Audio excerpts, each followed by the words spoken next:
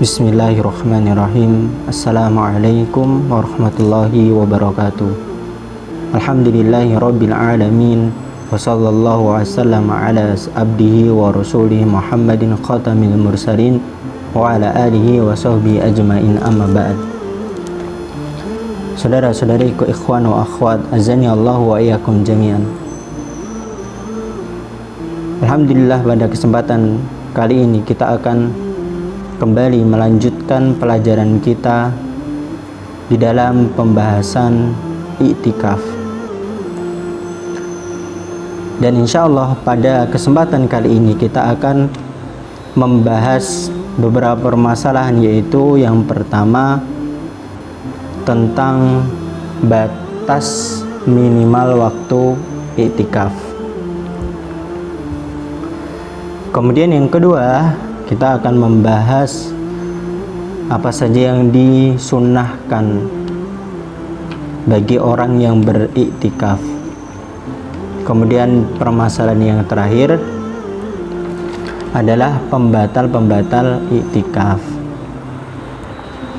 Nah, langsung saja kita masuk dalam permasalahan yang pertama, yaitu batasan waktu minimal iktikaf. Zamanul i'tikaf wa waqtuhu. Jadi kita masuk ke batas waktu minimal i'tikaf. Al-maqsu fil masjid miqdaron minaz zaman huwa ruknul i'tikaf. Di dalam kitab fikih Muyassar disebutkan bahwasanya menetap di dalam masjid beberapa saat itu merupakan rukun dari i'tikaf. Jadi di antara rukun i'tikaf itu adalah menetap di masjid. Falau lam yaqul maqsu fil masjid lam yanakid al i'tikaf. Dan seandainya tidak terjadi yang namanya menetap tadi, maka ya tidak dianggap i'tikaf. Dan adapun untuk batas waktu minimal i'tikaf ini terjadi perselisihan di antara ulama. Nah, dan insya Allah pendapat yang paling benar bahwasanya batas waktu i'tikaf itu tidak ada batas minimalnya. Maka sah ketika i'tikaf itu hanya dilakukan berapa saat saja. Biasanya yang paling utama, jadi i'tikaf itu tidak kurang dari setengah hari, baik di siang hari maupun pada malam harinya. Nah, jadi untuk batas minimal waktu i'tikaf itu tidak ada batasannya. Jadi terserah mau dia semenit, 2 menit itu tidak masalah. Cuma di sini disebutkan yang paling utama itu tidak kurang dari setengah hari, baik pada siang harinya ataupun pada malam harinya. Karena belum pernah dinukil dari Nabi SAW dan juga dari para sahabat-sahabat beliau bahwasanya beliau dan para sahabatnya itu i'tikaf kurang dari waktu tersebut. Nah, itu tadi tentang batas minimal waktu i'tikaf. Kemudian kita masuk waktu-waktu yang paling utama di dalam i'tikaf. Wa afdalu awqatil i'tikafil ashrul awakhir min Ramadan. Jadi waktu yang paling utama untuk dilaksanakan i'tikaf adalah pada 10 hari terakhir dari bulan Ramadan. Jadi pada Ramadan ke-21 sampai selesai. Dalilnya apa? Berdasarkan hadis Aisyah radhiyallahu anha, anna Nabi sallallahu alaihi wasallam kana ya'takif al-ashrul awakhir min Ramadan hatta tawaffahullah. Bahwasanya Nabi sallallahu alaihi wasallam beliau beriktikaf pada 10 hari terakhir dari bulan Ramadan sampai Allah mewafatkan beliau. Nah, kemudian bagi siapa saja yang ingin berniat iktikaf pada 10 hari terakhir pada bulan Ramadan, maka hendaknya dia untuk melaksanakan sholat subuh pada hari ke-21 pada bulan Ramadan di masjid yang dia ingin beritikaf di situ. Jadi ketika seseorang ingin berniat itikaf di 10 hari terakhir pada bulan Ramadan, maka itu dimulai dari pagi hari atau subuh Ramadan tanggal 21. Kemudian dia masuk niat itikaf di situ, dan berakhirnya yaitu wayantahi bi ghurubi syamsi akhir yaum min Ramadan. Jadi selesainya ketika matahari tenggelam pada hari terakhir bulan Ramadan. Nah, kemudian saudara-saudariku, ikhwan wa akhwat, azani Allah wa iyyakum, kita masuk permasalahan yang kedua, yaitu mustahabatuhu. Apa saja yang dianjurkan bagi orang yang iktikaf.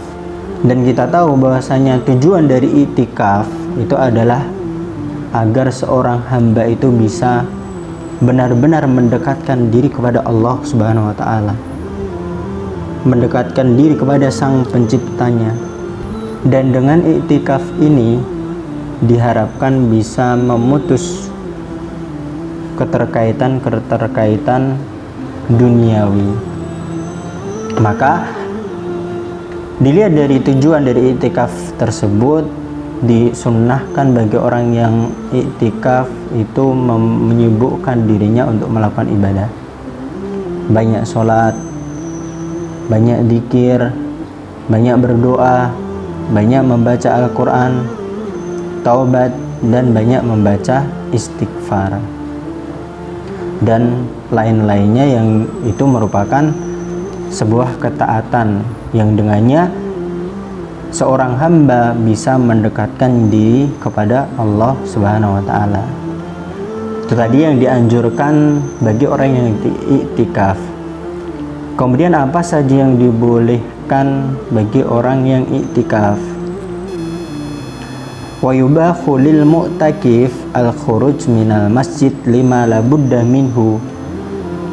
Jadi dibolehkan bagi orang yang iktikaf itu keluar dari masjid yang memang dia harus melakukannya, seperti kal khuruji kal lil akli wasyurbi. Jadi dia keluar tujuannya untuk makan dan minum.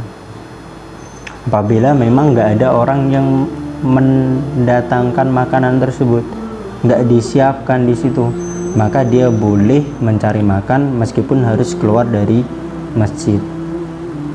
Kemudian keluar dari masjid karena ingin buang hajat ataupun wudhu dari hadas ataupun mandi junub, maka dia boleh keluar dari masjid. Dan masih banyak hal-hal yang dibolehkan bagi seseorang yang melaksanakan ibadah iktikaf, di antaranya ngobrol dengan sesama orang yang iktikaf. Tentunya obrolan tadi haruslah obrolan yang berfaedah dan seterusnya. Nah, kemudian kita masuk di permasalahan yang terakhir adalah mubtilatul iktikaf, pembatal iktikaf. Jadi apa saja hal-hal yang dapat membatalkan ibadah iktikaf? Yang pertama, al-khuruju minal masjid li ghairi hajatin amdan. Yang membatalkan iktikaf yang pertama adalah keluar dari masjid tanpa ada kebutuhan, dan itu dilakukan secara sengaja. Wa in qalla waqtul khuruj, meskipun keluarnya hanya sebentar, maka ini bisa membatalkan ibadah iktikaf. Jadi keluar dari masjid tanpa ada keperluan sama sekali, meskipun keluarnya sebentar, maka ini membatalkan iktikaf. Sebagaimana hadis yang diriwayatkan oleh Aisyah radhiyallahu anha, wa kana la yadkhulul bait illa li hajatin idza kana mu'takifan.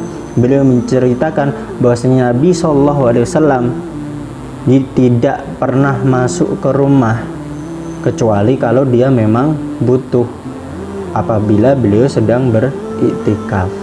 Karena keluar dari masjid tersebut, ya ini kan menafikan arti dari iktikaf, yaitu apa? Menetap. Dan kita tadi sudah jelaskan bahwasanya al-maqsu menetap itu merupakan rukun dari i'tikaf. Kemudian di antara pembatal i'tikaf yang kedua al-jima. Jadi jima berhubungan badan dengan suami istri. Walau kana dzalika lailan, meskipun itu dilakukan di malam hari. Au kana al-jima'u kharijal masjid, ataupun meskipun jima'nya itu dilakukan di luar masjid. Maka hal ini tetap membatalkan ibadah i'tikaf.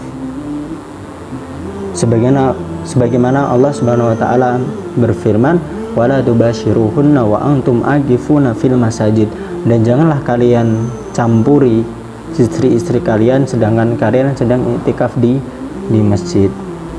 Dan hukum yang semisal dari jima itu sendiri adalah inzalu bisahwa, keluarnya air mani dengan syahwat, meskipun itu terjadi selain jima tadi, maka ini juga bisa membatalkan i'tikaf. Jadi dia keluar air maninya dengan syahwat meskipun tidak berhubungan suami istri, maka ini juga membatalkan i'tikaf.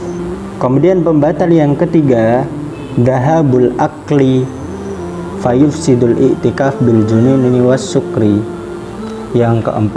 Yang ketiga adalah hilangnya akal, maka i'tikaf itu akan rusak kalau orang tersebut gila atau dia sedang mabuk karena akalnya sedang hilang. Li khurujil majnun was sakran an kaunihima min ahlil ibadah, karena orang yang gila, orang yang mabuk itu bukan termasuk orang yang diperbolehkan untuk melaksanakan ibadah. Nah, kemudian pembatal i'tikaf yang keempat adalah al-haidu wan nifas. Haid dan nifas. Karena tidak boleh bagi perempuan yang sedang haid dan perempuan yang sedang nifas untuk menetap di dalam masjid. Kemudian pembatal yang terakhir adalah ar-riddah, yaitu murtad, keluar dari agama Islam. Limunafatiha al-ibadah, karena sia-sia saja ketika orang keluar dari Islam itu melaksanakan suatu ibadah, karena ibadahnya tidak akan diterima. Sebagaimana firman Allah Subhanahu wa taala, la in asyrakta la yakhbatanna amaluk. Jadi jika engkau mensekutukan Allah, maka akan sia-sia amalmu. Nah, itu tadi 5 hal yang membatalkan ibadah i'tikaf. Jadi mungkin ini saja yang dapat saya sampaikan, semoga bermanfaat bagi kita semua. Wa nashkurukum ala husni istima'ikum wa musyarakatikum. Wassalamualaikum warahmatullahi wabarakatuh.